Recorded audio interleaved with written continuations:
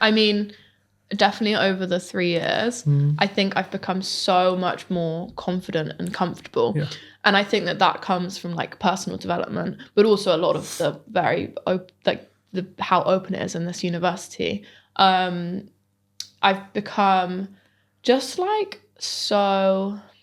It's almost weird to me that it's a discussion. Like it's almost strange to me that it is actually a difference. And obviously it is, and you can't ignore that. It's very important to acknowledge that. But like it's so normal. Yeah. And like going from a place where for me it almost felt like political to be gay. It was like my identity was like a statement. But to now being like, I don't know, it's not anything like special to me, even though it is special, and I think that being queer is a special thing. Like I just feel very relaxed in it, which is important. Like just one example, like 3 years ago, if I would say like my girlfriend out loud, I would almost feel weird about it. I feel uncomfortable about it. But if I was to say that now, it's like I feel nothing. It's just like normal. And the responses you get from that is it's normal. There is nothing different about that and weird. And so for me, being able to relax into my identity has been really important for my development.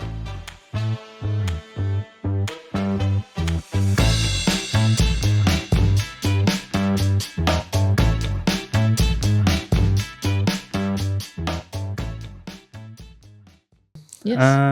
How do we know that everything's working and on? Do you just trust? Oh, I can see the red buttons on. Okay. So I know that's recording. Oh. I put the cameras on. Yeah.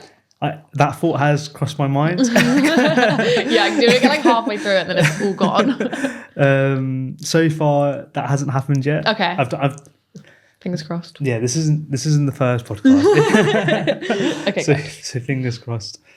Hello everyone, welcome to Cambridge from the Inside. We're here with a new guest. Would you like to introduce yourself? Yeah, so I'm Sophie. I'm in 3rd year and I'm studying PBS, and I'm here to talk about being queer in Cambridge. Nice, yeah, exactly. It's a really exciting podcast, and I think we're wanting to do more podcasts about what life is like at Cambridge, not just the admissions process stuff or the core stuff as well. So I think this is a really cool podcast. So with being queer, Sophie, I think I hear a lot of students when they're thinking about university and what university they want to go to, they're going to be concerned about what the community is like and if it's a safe space. I was wondering how would you describe Cambridge in that regard? Yeah, I mean, it's definitely quite a hard question, specifically Cambridge, because university as a whole is very open and accepting. Just regardless of what university you go to, you're surrounded by young people, and young people are on the whole a lot more accepting. But I think Cambridge is really good because you have the college aspect, and I'm sure you'd find this in other collegiate universities as well, that having the college means that you're surrounded by people that you're familiar with, and by being constantly exposed to these people that you're familiar with, you gain an understanding, like a deeper understanding of a lot more queer people as well, which is really important because while being queer and being visible is a thing and it's in universities, being actually familiar with those people is really nice. So I can walk around college and I know who like my community is, kind of thing, which is really nice. Nice. Yeah. Yeah, so I guess so for anyone who doesn't know, Cambridge is made up of 29 different colleges. Not only are you a Cambridge student, but you're also affiliated to a specific college. Yeah. So am I right in thinking if you have like one university that doesn't have a collegiate system, you could see yourself walking around and not knowing everyone because there's like a few thousand people. Yeah. But with the college system, there's a bit more of a familiar atmosphere. Yeah, for sure. I mean, maybe being at Trinity Hall makes it even more significant because it's a smaller college. But like constantly having like familiar faces is really nice, and it makes you feel a lot more safe, I think, because you know that you're around people that accept you and who you know and like know things about and have spent time with. And so in that sense, like specifically the queer community in Trinity Hall, within the first week of being here in 1st year, I had made friends who were all from the LGBT community, and it was like this crazy mix of like no one really cared or minded, and it was so different from where I came from. So I walked into this tiny college with a high proportion of people who were all, you know, on the spectrum of being LGBT, and it was really nice. Yeah.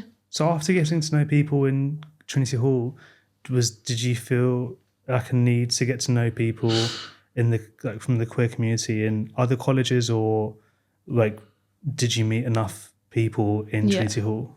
Yeah, I mean, I'll touch on it a bit later as well, but like when you sort of go to events that are queer specific, you immediately get to know people from other colleges. And I think something you do find with queer people is that we all kind of gravitate towards one another naturally, authentically, without even meaning to.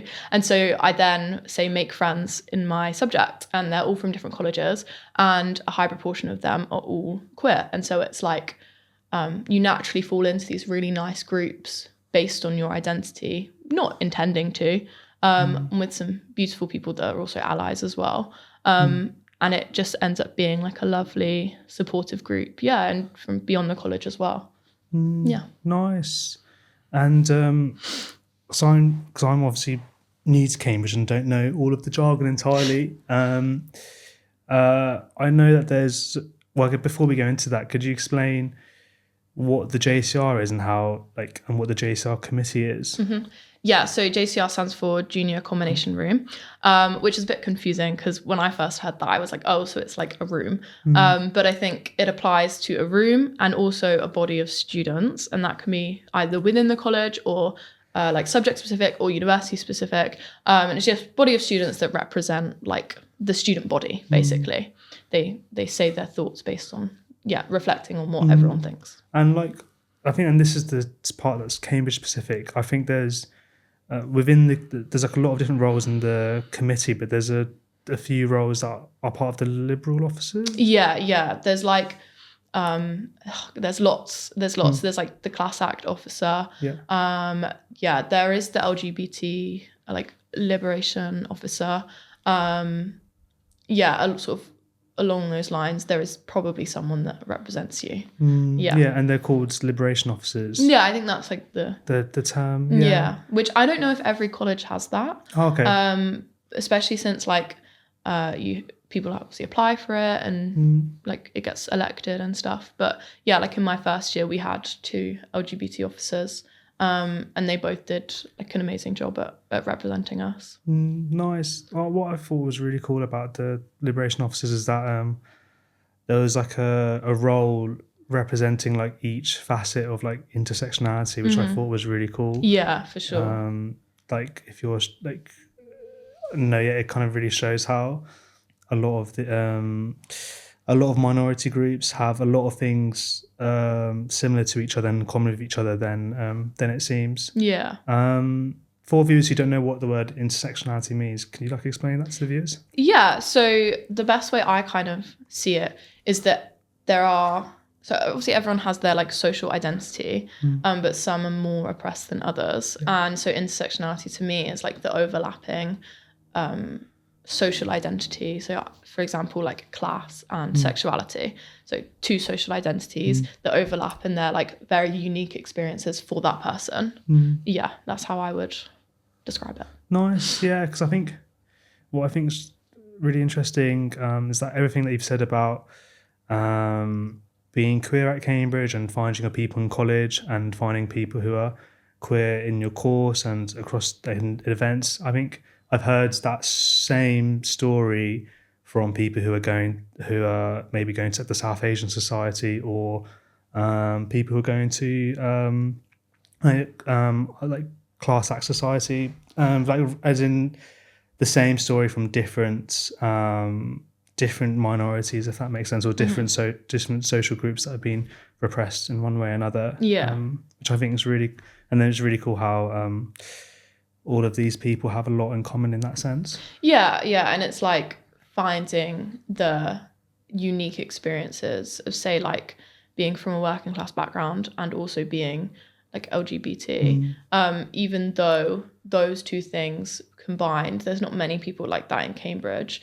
You can go to things where they're more likely to be there, and then it's like you can find your people and get along with them. Yeah. What has it been like being queer in the like psychology and behavioural sciences course? Like, what's the what are the people like in the course, etc.? Yeah, well, so psychology as a subject is really good for being queer. I think it's very open. We learn about sexuality. Yeah. We one of the most amazing things I learned in psychology was about like, we had a topic on families, and it was looking at like gay father families and bisexual fathers, bisexual mothers, and just looking at all different types of family systems. And I was suddenly exposed to all this really affirming research of like, as an LGBT individual and as, you know, being part of that community, we are exactly the same. Like, and we can have families, the kids that we have grow up and develop in the exact same way, which is really nice to learn about and come into, because growing up I never really like understood that or had that. And so doing psychology as a subject was so affirming for my identity. And obviously I can't say the same for all subjects, but yeah, it's just got a particular particular focus on sexuality, and a very like open-minded view towards it, that's really informative for my life and others in the community.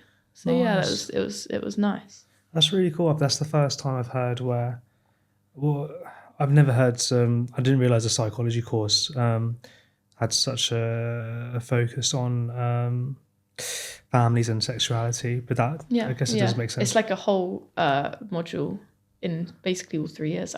It's been touched upon in all 3 years at some point.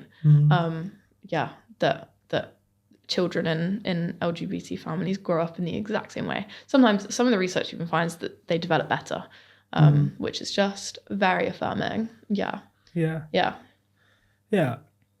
I've never even considered that there would be a difference. No, but I suppose growing up, I just like, it's just never even talked about. Like, it was just never a thing to even think about, like to even conceive the fact that you can have a family as two mums or two dads. So the fact it's like in academic research, and I can sit in a lecture and I can hear a professional academic talk about it, and talk about something that my identity rests on in my future. It's really nice and really affirming, and I'm sure it's similar not just for PBS but for maybe like HSPS and things like that. Just how I just think the word affirming is really, it's good to use. That's the best way to describe it for me anyways. Nice. Yeah. And I think it might be later on in the conversation, but we can talk about it now. The idea, like a lot of these ideas with either being queer or intersectionality, then as you've been saying, they're not, that those are topics and discussions that are being discussed and investigated in lots of different subjects in academia. Could you expand on that a little bit more? Yeah.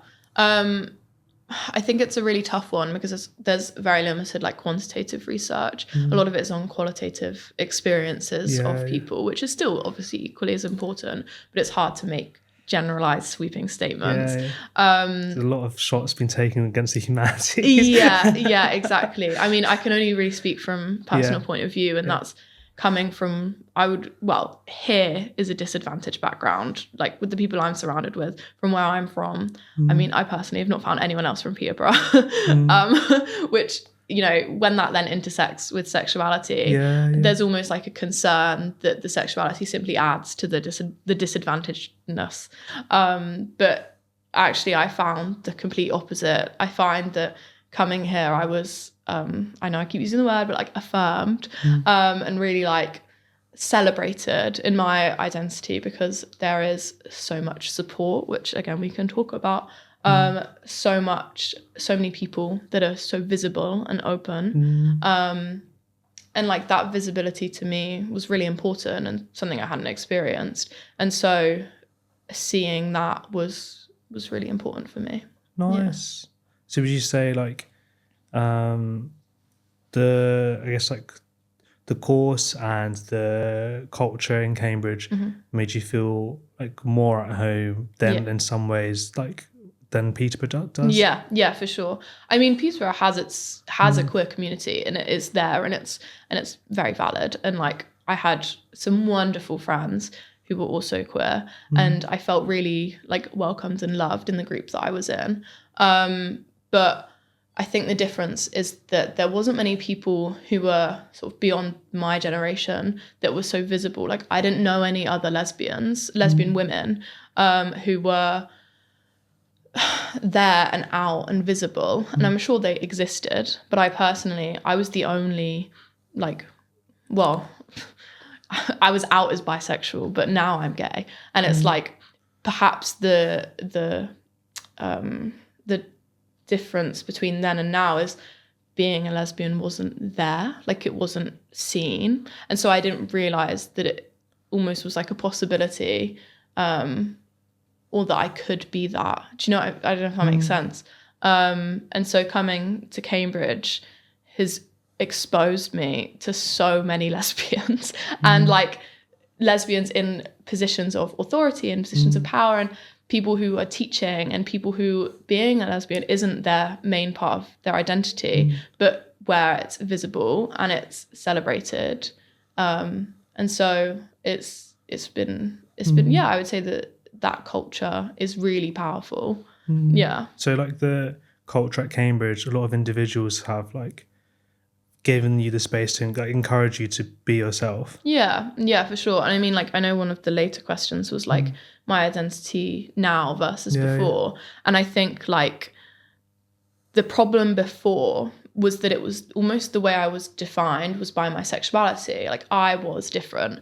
I wasn't part of the norms within my school, within, you know, the community, Peterborough, because like being LGBT was a difference. Whereas here it's not like part of my defining core personality. And that's been really nice for me because it's allowed me to explore beyond what just my sexuality is. I think I was quite lucky in that I'd never really cared about what people thought of my sexuality when I was growing up in school. And so while I was really open about it, it then just became this like characteristic. Coming here has allowed it to become like, well, I want to say it's like almost nothing. I mean, it's part of my identity, but there's more to me because no one really cares. Like you're gay, it doesn't matter. Do you know what I mean? Yeah, exactly. And so it's wonderful. Yeah. Nice. Yeah. I think that's a really important message to get across, and I can, I've in terms of not being white for me, I've always been in communities where it was very multicultural, so it's no one's ever I've never been known for my skin color, but I can imagine that would be frustrating. If you're surrounded by everyone of one type and then you're a different type, everyone then becomes your defining characteristic, even not like maliciously, but just in a way that like it becomes a bit almost suffocating because you can't then go beyond what people see that front view as.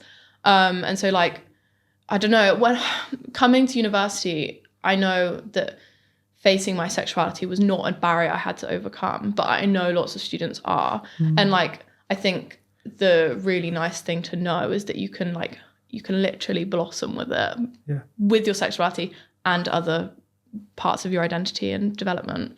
And especially at Cambridge, I think it's a really good place for it. Nice. Yeah. I mean, I haven't thought about it in this way, but hearing you say you were able to be more yourself at university and the community encouraged you to explore yourself and you weren't held back like you were in Peterborough is something I can definitely relate to as well. Yeah. I'm a bit worried about hating on Peterborough because honestly, I did have a nice experience growing up. Like I was never it wasn't particularly an issue.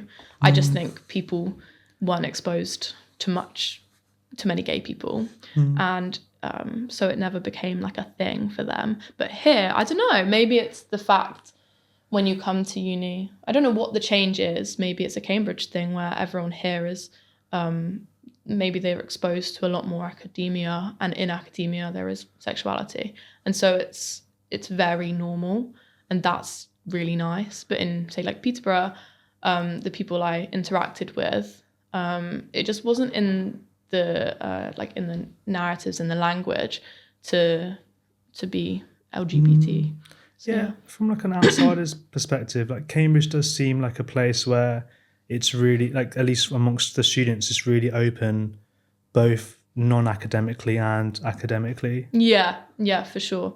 Like, I don't really know the best way to describe it, but like it literally is injected into like every sphere, but in a way that it's not like a massive thing. And I think that's the key part, is like it's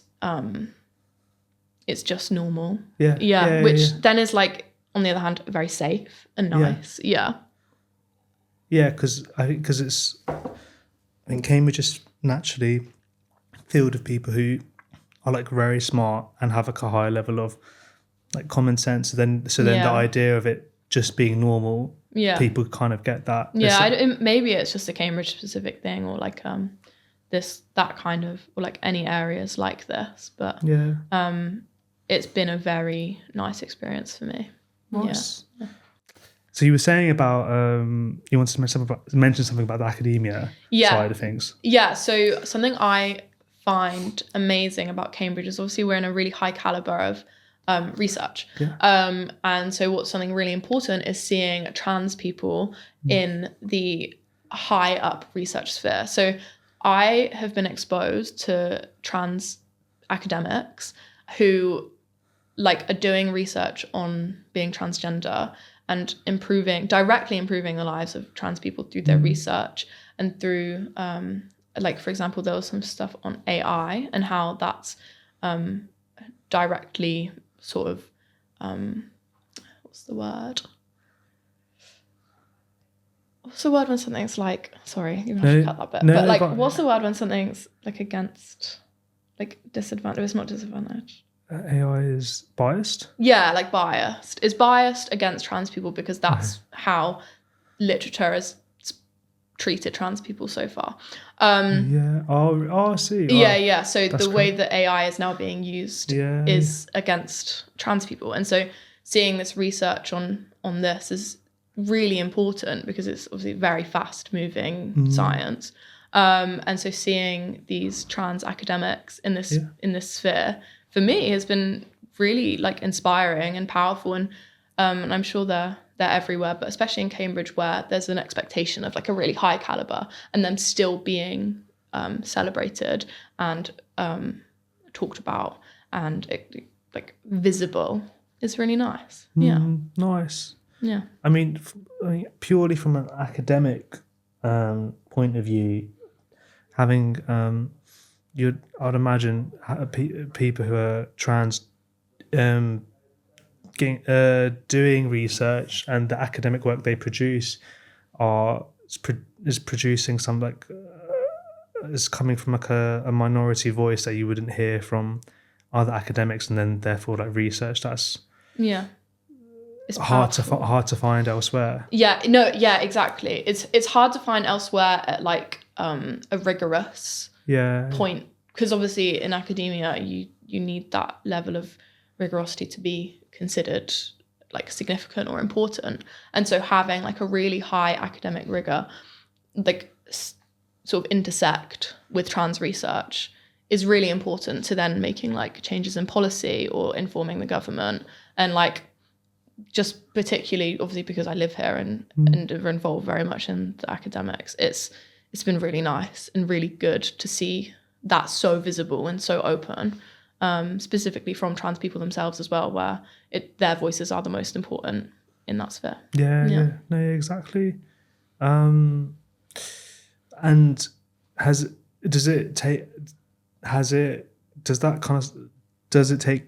Oh God, I can't speak. It's because you were mentioning you wanted to talk about the supervisions, but I know, it's like, how do you... I don't know what you want to talk about. So Yeah, I no, don't know, that's so I don't know fine. what the question is. It's more just about like, so having supervisions on sexuality based topics. Okay, because that's not on our list. I can just talk about it if you want. Or do you have a question? So are there Take 3. Have there been any supervisions that are on queer topics or LGBT Q plus, etc.? Yeah, 100%. There's like, again, it's probably because I'm doing psychology, but and the academic discussions we have with people who aren't queer and who are still very open to the idea of discussing it academically with an objective research lens, and people come at it with respect and kindness and understanding, and with like the ability to listen, which is obviously really important when you don't come from that yourself. And so a lot of the supervisions I've had on these topics have been like really nice. I walk away from them thinking, wow, I've just had a really nice positive human experience of people talking about queer identities in such a objective, like research-based way, but also in a way that's very respectful and very nice. And also like the supervisors we have, a lot of them themselves are queer. And so you get to have a lot of different perspectives on topics, which then I walk away from knowing more about sexuality and gender than I ever did before. And obviously I only speak from a sexuality point of view, but from what I've experienced, it's been really nice. Yeah. Nice. Have any of the modules like you've chosen, or like have you steered the course towards modules that are about sexuality? I actually haven't. No, it's just like integrated in the part of it. Like there are no like LGBT specific topics that I've been exposed to, especially not at undergrad level. Like there probably is as you go further and specialize more, but like everything I've learned has been a part of the topic. So like I have a family topic, and I have like a development topic and stuff like that. And so like part of the family topic, we learn about families and how gay families exist, trans people exist and have families. And so that's where I've been exposed to it, which has been fabulous. Nice. Yeah. And am I right in thinking that like gender theory and queer theory are big parts of like courses like English, HSPS, history, not just psychology? Yeah, no, you would be absolutely right in saying that, yeah. And I think in those subjects, especially like history, you can really specialise. One of my friends did her dissertation on the AIDS crisis in the 70s. Oh, nice. You might have to fact check that. It is the 70s, isn't it? I think so. Yeah, it was. Yeah. And she like went to Chicago. She really like got stuck into the research and the history behind it, and that was her dissertation. And like you can choose modules that really fit what you're interested in. And obviously coming from a background of being queer, like you do naturally have an interest in that, as anyone would in something that's specific to them. And so, yeah, it's good, especially in things like history, and then English, where you can literally choose specifically to go about learning about it and exploring it. And so, yeah. Nice, yeah, because I imagine it falls under the umbrella of like critical theory. Yeah, for sure. And it just proves that it exists absolutely everywhere. And that's probably why it's so open at university, because it's part of academic discussions, and it has to be because it's there. No, yeah, no, exactly. What I imagine a lot of prospective students who are queer are wondering what support is there, either at the college level or at the university level at Cambridge. I was wondering if you could what support is there? Yeah, I mean, so for example, the University Counselling Service, I don't know if that's been talked about yet, but the University Counselling Service, which is really good. They have counsellors who are trained in sexuality-based needs. and also gender-based needs. And so like that's really important because that is support that you will not get easy access to elsewhere. And I think that's Cambridge University, I think, is really good on that. There's a thing called like the Kite Trust, and that covers sort of Cambridge, Peterborough, like this area, and that supports people, I think, up to age 30 now. And that, just provides a community for people that, this is beyond just the university as well, but the area. So in case, I don't know, you want to go beyond your college, that's a really good source of support, source of community. And I also think that provides like specific networking opportunities. Like there's a real emphasis on diversity in the uni and beyond. And so that's really good. And just generally speaking, in each college, like you will probably find an LGBT officer, as far as I'm aware. And like there will always be someone that you know of that is also queer. Like I highly doubt if you went to anyone in this college and or in this university and you said to them, do you know anyone who is queer? Every single one of them would say yes. And so like even just having that there is a source of support, really. Yeah.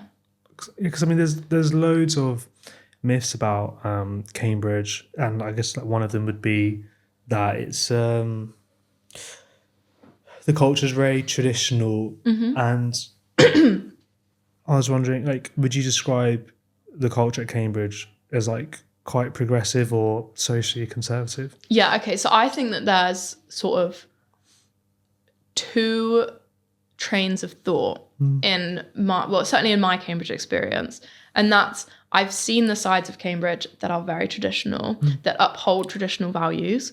I have seen the support of voices that are against minorities by the university. I've seen them hire people that should not be hired. I've seen lecturers be allowed to lecture that are very against certain groups of people. And in that sense, I think there is still a highly prevailing traditional viewpoint in Cambridge. But then on the other hand, I think on the back of that, you have people who are directly against that and who go out of their way to be progressive as a result. And so there is so much activism. So when there was So is that amongst academics or the student body or both? Both, yeah. So like, for example, there was a transphobic speaker hired at one of the colleges, and there was so much anger towards it, and there was active protests, and they disrupted the event. And like, it's that clash between the two that I've seen and experienced, and how like, if we talk about the actual culture of the university, like in terms of like the gowns and the academic dress, like even that has become more progressive, because there used to be a gendered, you used to have to like wear, depending on your gender, you had to dress a certain way, but that's been moved to be more progressive. So like it's definitely on the way there, but there is still a big issue that is probably based on the fact it's still traditional. No, I hear what you're saying. Is without naming colleges, is there a different, does the, I guess, barometer between socially conservative culture and socially liberal culture, does that change between colleges? Yes, like their reputation, for sure. There is a reputation. Obviously, I've only experienced the life of Trinity Hall, which in my opinion has been very good, in my experiences anyways. I don't speak for everyone in the community because everyone has a different experience. But I know for a fact, based on what I've heard as an outsider, some colleges do have different cultures about it. And I think that does align with some colleges being more traditional in their reputation. So as I said, I won't name colleges, but if a more traditional college, in my opinion, usually has a reputation for being worse. But which does mean, if an individual has very strong socially conservative values and wants to be in a very traditional environment, then they can be served. Yeah. And I mean, like, I want to talk about like the women only colleges, because like immediately comes to mind like Newnham, and how these colleges are very open and very, very like liberal, and like that is just well known within the community. And so if that's the sort of university experience that someone wants, then it is there, and it's open, and yeah. That would. I'd find it really interesting to go into the history of Newnham and see if the idea of feminism has changed since its inception. Because I imagine there would have been some. I mean, obviously, we didn't have women given degrees until a lot later. But like, they allow transgender women in, and they allow non-binary people to I didn't know that. be in. Yeah, and like, for me, I think that's really important. That is really good. But I know for a fact that's not a prevailing feeling from everyone. So there is definitely people on both sides. Yeah. But for the college to make that decision from the top does speak volumes. It does. Yeah. I mean, again, like, if you could just double check when you go back over, that would be good, because I think there was a bit of discourse around transgender women, which is obviously a thing. But yeah. So yeah, just like have a look into that. I'll try to fact check that. Yeah, good. I know they do let non-binary people in, so that's good. Okay, nice. So with regards to more towards like the social life side of things, are there many queer events or queer spaces in Cambridge? Yes, 100%.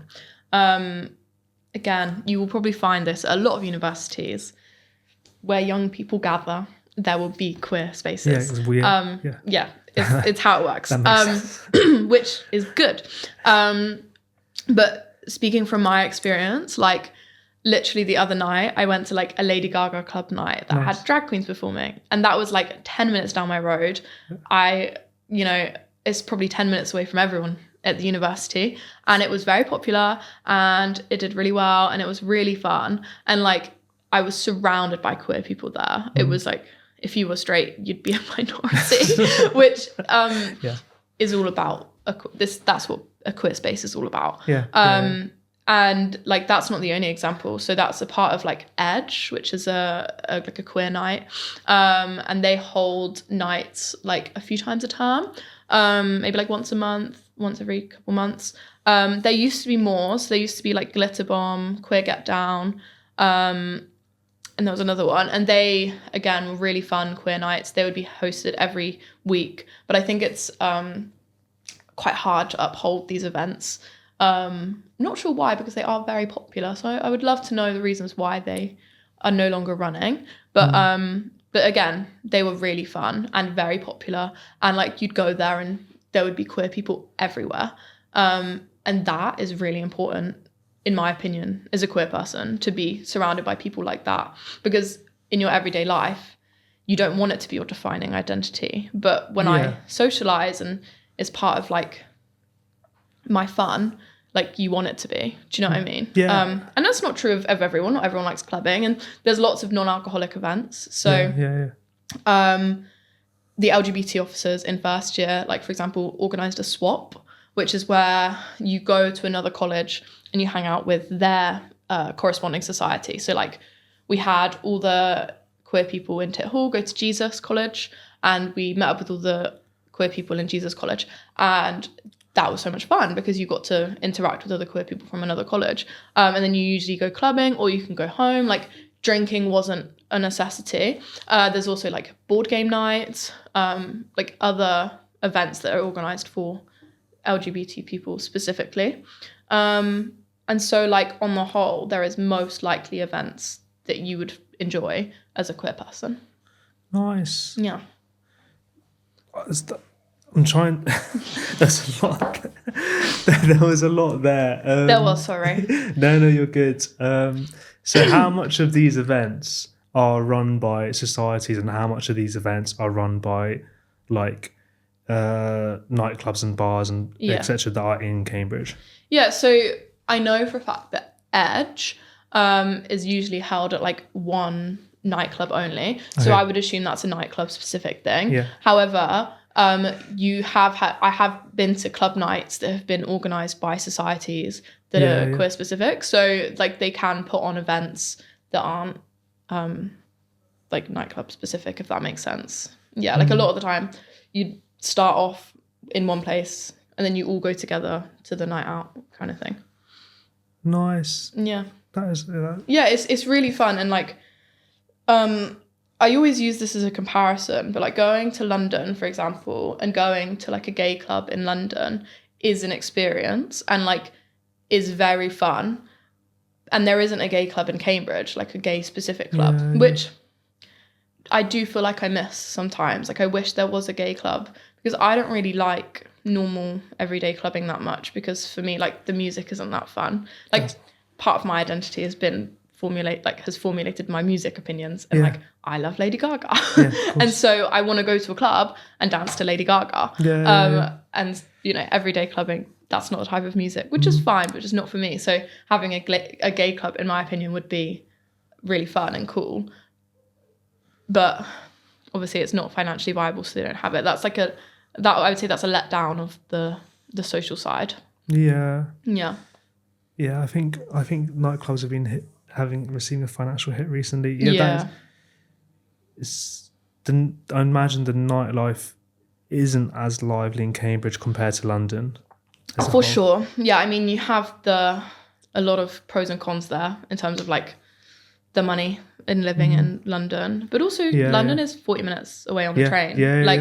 I've been out to gay nights from Cambridge. Like I've gone to London and then you can stay, get the first train home back in the morning, and that's still fun. I think that's a really nice thing about Cambridge, is like you have that access, you know, but you don't have the really expensive prices. No, exactly. And I imagine a lot of the events in Cambridge, I always felt like it's like your group, the people that make the event. Yeah, for sure. You're so right. Yeah, like the people you go with is what makes it really, really fun. No, that's true. That's true for anybody, not just not just the LGBT community, but obviously having that there gives a safety net. Yeah, a sense of community that you don't get.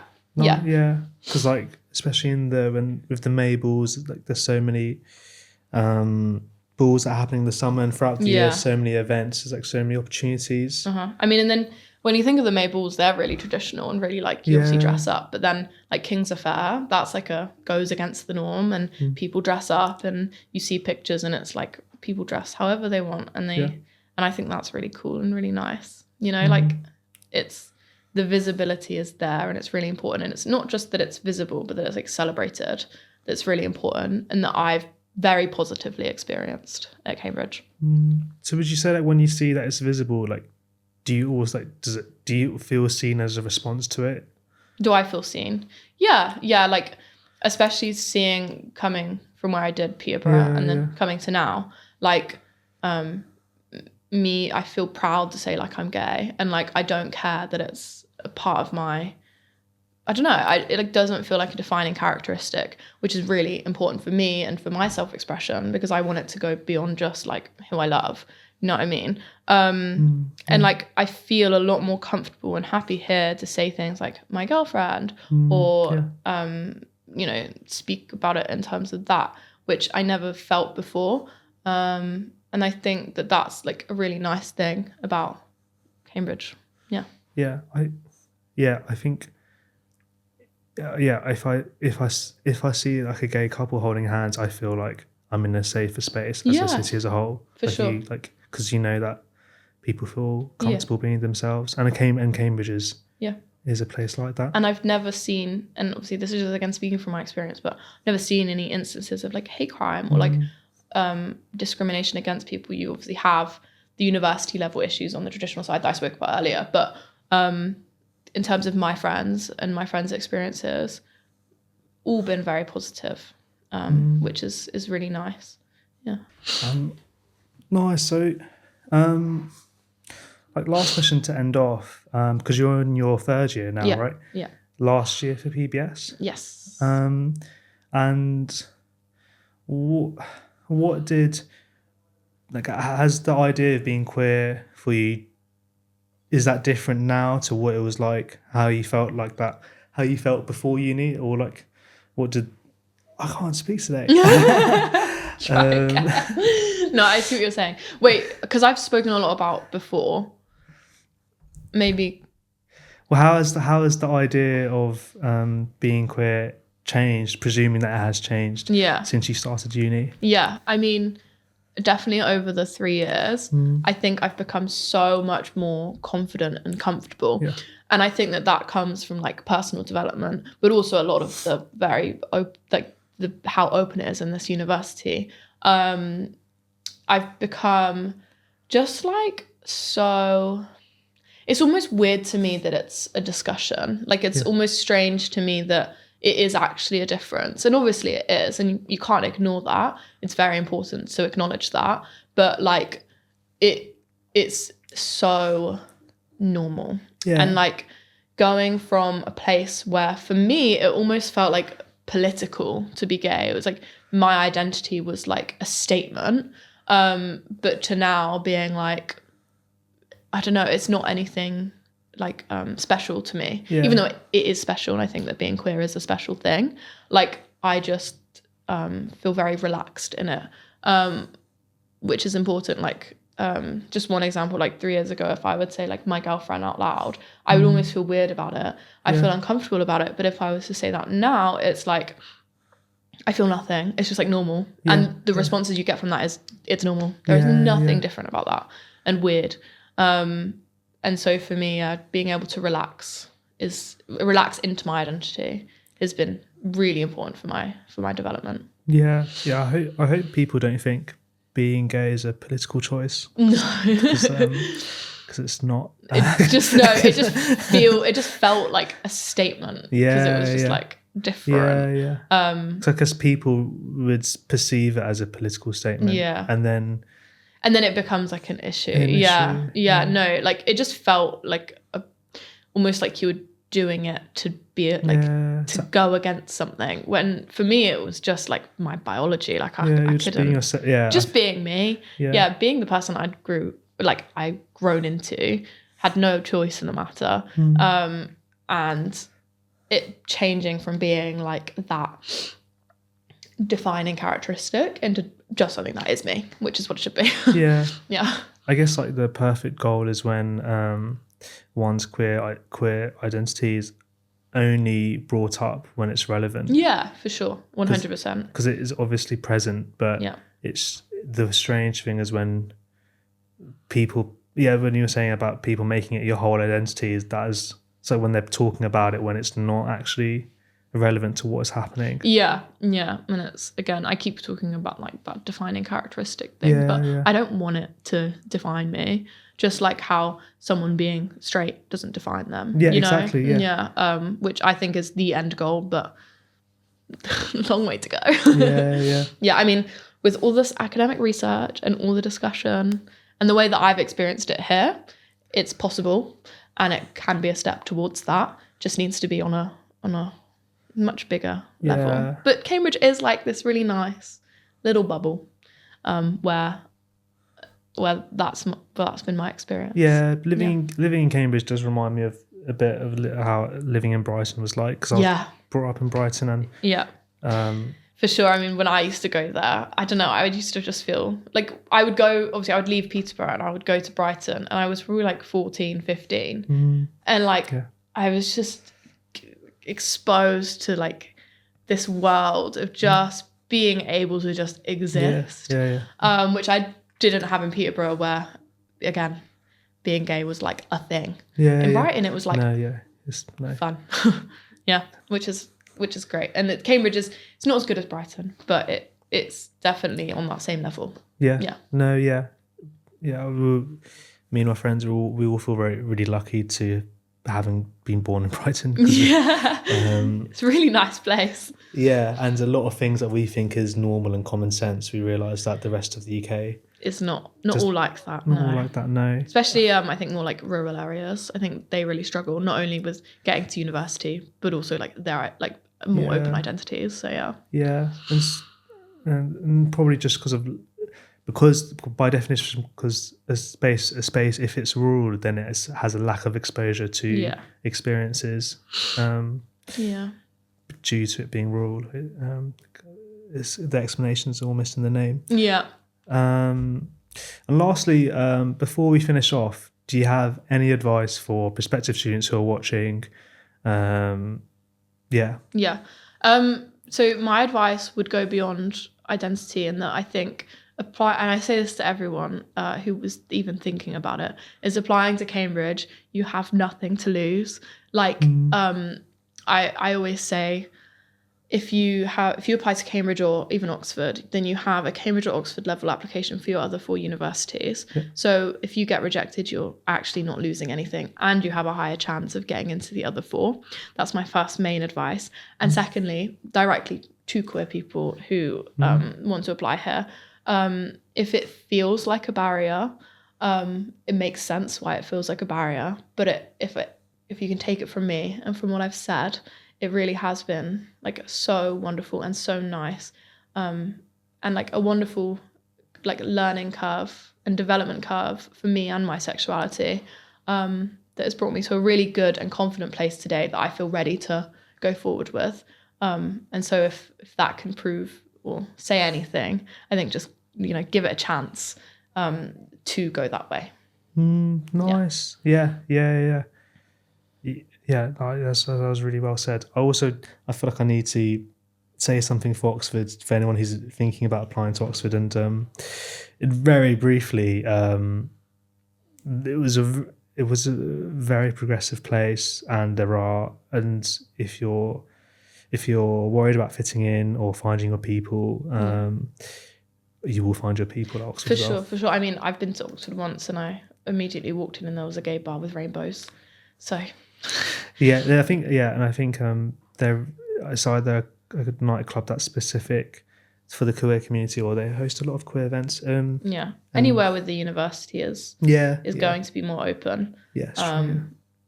But with Cambridge, you obviously have that next level academic caliber alongside it, which is always good and fun. It is. I know loads of people who are like academically engaged with intersectionality. And if you're going to go down that route, doing it at the best institution that you can is like, you should strive for that, in my opinion. Like if you think that you want to, and you have even an inkling of that thought, like take it and run with it. Do you know what I mean? Like that's what I did, even though like I was the least likely person to get into Cambridge. I don't know, probably 1 second of a thought. And I think if you ever have that 1 second of a thought, grab it and just go as far as you can with it. If you want to study sexuality, if you want to study gender, if you want to study intersectionality, like such important places, you should try as hard as you can to get there. Nice. Yeah. Brilliant. Amazing. Cool. Such a cool podcast. Thank you. Thank you, Sophie. Thank you. For having this conversation with us. It was really good. And thanks for the viewers for watching, whether it's on YouTube or your podcasting platform. We're hoping to see more podcasts on life at Cambridge, so stay tuned for that. And we'll see you guys next time. Nice. Oh, how was that? Yeah, good. Seems good. I don't think I said anything too controversial. No, it was scared about upsetting someone. No, it was always someone's upset.